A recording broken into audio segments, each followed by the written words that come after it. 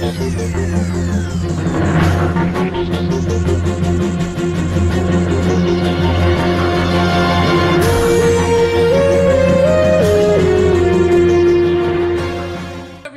your girl TJ back with another video. Thank you so much for tuning in. If you haven't already, please subscribe. Depending on when this video is out and uploaded, hopefully I've already hit 300 subscribers, and if I haven't, please do your girl a favor and help me get there. Today we're going to talk about kind of being budget savvy in terms of sneakerheads, and yeah, just kind of like the title, let's go from 48 pairs, let's say, to 16 pairs, but have them possibly mean more and be more economical for you, and not just in terms of, let's say, that you bought less pairs. Just stick with me. There's going to be some math involved here. I'll try to make sure I put it up on the screen, but I hope this helps you out. Let's see. It made sense in my head. Let's see if it makes sense in your head. Hopefully you guys have peeped the shirt. I picked this up not too long ago on eBay. I think I featured it in one of my hauls.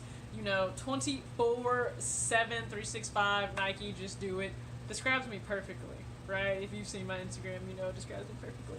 But alright, so let's get into this.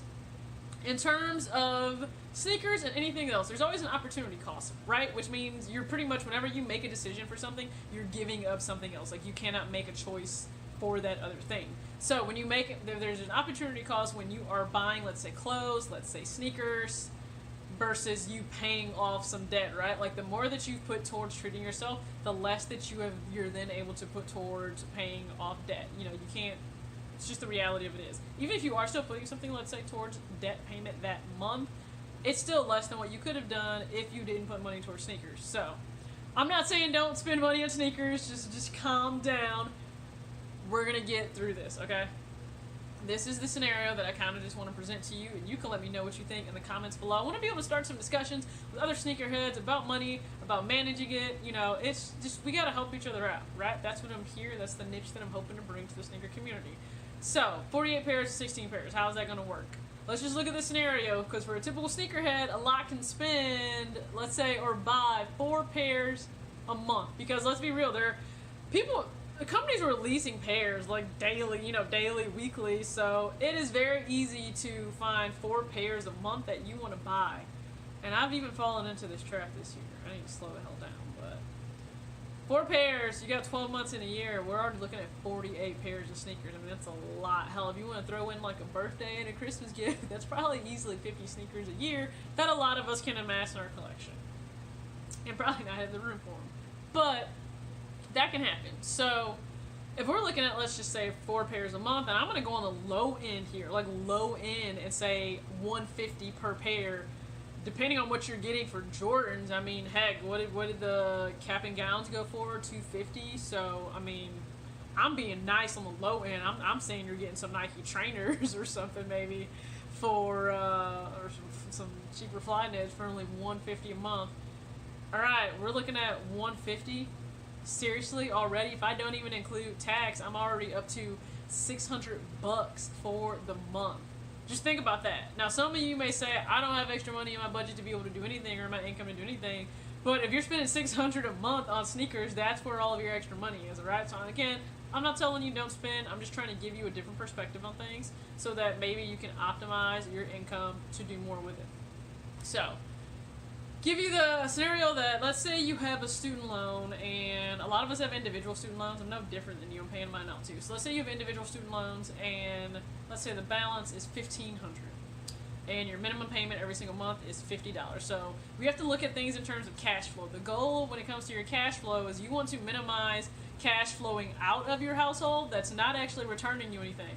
See, when something returns you something, it's actually an asset because it's generating income for you. But when you're just sending money off for minimum debt payments, that's not returning anything to your household. It's just hurting your cash flow. You're sending money out that you're absolutely never going to get back, and it feels like it's never doing anything anyway because of the interest that piles up on it. Can you tell I'm upset about this? So, whole game is cash flow. We want more cash coming into our household, or at least staying in our household and going out the way in which we want it to go. So you have $50 going out every single month towards your student loan provider, but we want to get this loan paid off, but we also don't want to sacrifice sneakers. Okay, that's fine. That's fair. I'm not mad at you about that. So let's say I can get you to cut back, and let's say I can get you to only spend $150. Let's say I can get you to only buy 1 pair.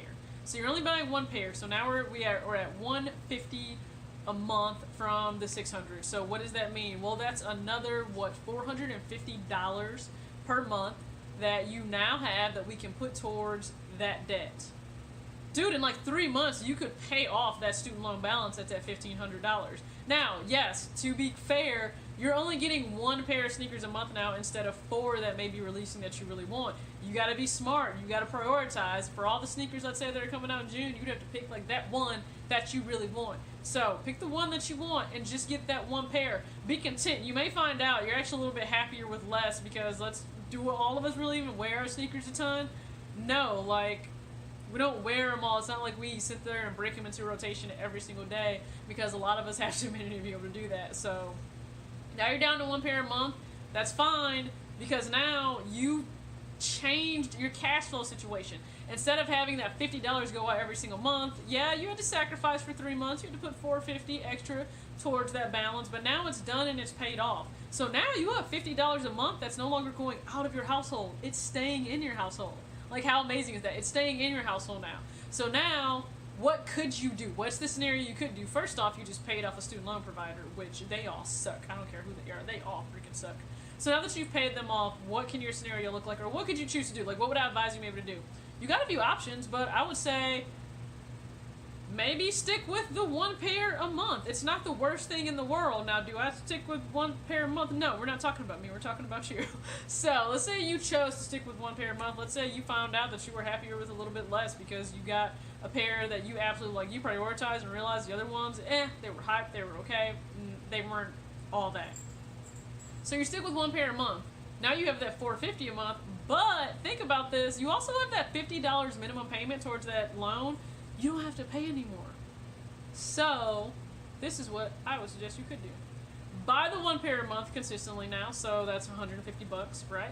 Take the $450 that you no longer have to spend, or you chose to spend extra on the first debt. If you got another one, because a lot of us have multiple student loans, now put that $450 towards your next balance that you would like to pay off and get that rolling. Start paying that down as well. So every single month we got $150 going towards sneakers, we got $450 that's going towards the next debt payment that we want to pay off, and then we have that $50 that's just there. So what I would say is take that $50 and save it this month. Take that $50, save it the next month. Take that $50, save it the month after that. Now that's another $150 you have saved up. So come that third month, not only do you get the one pair of sneakers you're used to getting, now you can get 2 pair of shoes. So you're amassing more. So in theory, it looks like you're only maybe getting 16 sneakers a year, because you've cut this down from 4 pairs a year, or 4 pairs a month for the year, let's say, to 1 pair a month for the year. But now you're also getting a sneaker every 3rd month. So what does that mean? Well, we got our 12 sneakers, and now I can do that every 3rd month. Well, that means another additional 4. So that's how I got to 16 sneakers. So instead of having 48 sneakers, and a lot of them you may end up reselling because you really don't care about them and don't wear them, well, now we're up to 16 sneakers. We probably love the hell out of them. You want to wear them all the time, and they've added some real value to your collection, and you're actually paying down debt, and we are keeping $50 in-house. So even if you didn't want to, let's say, spend the $50 or save that $50 to put towards debt or put towards another sneaker, you could put it towards something else. If you wanted to just make it a solid $500 to put towards debt, you could do that. If you wanted to donate $50 a month, you could do that. If you wanted to gift $50 a month for someone, you could do that. If you want to make sneakerhead happy, a fellow sneakerhead that may be struggling, save that $150 every 3rd month and then gift somebody else a sneaker. Just try it and let me know if you do try it. I hope you liked this video. Hope it wasn't too much math. Hopefully you guys will tune in for my next video. Take care.